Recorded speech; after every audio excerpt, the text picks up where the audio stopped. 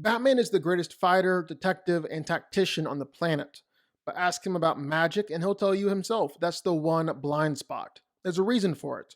Before the cape, before the cowl, Bruce Wayne was traveling the world, tracking down every expert he could find, mastering every discipline that might one day help him wage a one man war on crime. Martial arts, forensics, acrobatics, he wanted it all.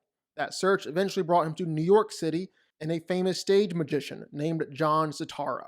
Bruce wanted to learn the art of escape, how to get out of anything no matter how impossible the situation. Sitara agreed to teach him. Bruce was a natural, things were going well. Then one night, Bruce was out with Sitara's daughter Satana when they stumbled onto a body. The cause of death was wrong, unnatural. Something dark had done this. They rushed back to find John Sitara in the middle of confronting a demon, and the energy radiating off that demon matched exactly what they'd seen at the crime scene. Bruce watched the whole thing, processed it. When it was over, he looked at them both and said he wanted to learn magic. He told them the truth, his real mission. He needed to be capable of everything, not for glory, not for power, because somewhere out there, people were suffering the way he had suffered.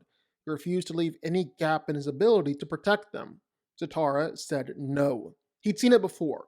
People who carried darkness inside them, people driven by pain and obsession, they didn't do well with magic, had a way of making things worse. Bruce wasn't the right student for this particular lesson. But Bruce wasn't done. He went to Satana instead and convinced her to help him track the demon down themselves. It went badly. Of course it did. Sitara had to show up and save them both. Afterwards, Bruce found Sitara and told him he'd been thinking about what he said, and he'd come to a decision. He wasn't going to learn magic.